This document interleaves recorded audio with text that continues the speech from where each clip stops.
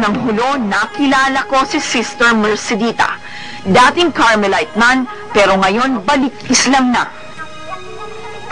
Sa bahay na ito siya nakatira, kasama ang mga kaibigang Muslim. Sa akin yung peace of mind at saka talagang sabi nga nila, it's a vocation also kasi to be a sister is really a call, no? God's call. Pero I have, for my inner disposition, I have another call.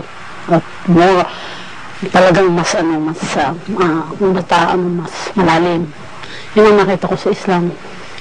Wala namang may gusto, kahit mga madre walang gusto, kahit ako hindi ko naman gusto. Sa akin ko anong gusto niya, yun ang gusto ko. Ay, yun ang Islam, submission to God's will. What God wants for me, it's also my decision. 25 taon siya sa monasteryo. Na-assign siya sa misyon noong 1978. Pinadala pa raw siya sa Roma para mag-aral. Nagpaikot-ikot rin siya sa iba't ibang bansa para magmisyon. At noong 1985, sa hulo siya pinagmisyon. Nakasama pa niya sa hulo ang madring Espanyol na si Sister Julia na kinidnap ng Abu Sayyaf taong 1993. Nang pakawalan si Sister Julia, bumalik na raw ito ng Espanya. Pero kahit itong sinapit ng madreng nakasama niya sa misyon, hindi siya natakot bumalik ng Mindanao.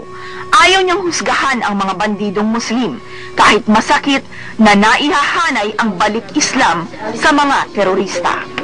Masakit sa amin kasi hindi naman talaga hindi totoo. Kung tutuusin ng Islam, peace. And really, sinasabi na peace-loving people. Nang magmisyon siya dito sa hulo, nainganyo siyang magbasa ng Quran. Dito daw niya natagpuan ang tunay na misyon niya sa buhay. Ano po ang masasabi yung pinakamagandang nangyari sa buhay niya?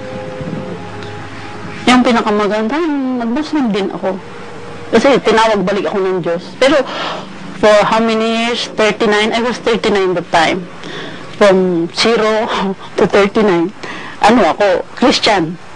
Na magpo-40 ako nung nag-Muslim. Sa Islam nakita ko na yung oneness of God, yung sinasabi nilang purity of faith. Sa simula, hindi matanggap ng Carmelite Sisters ang naging desisyon niya.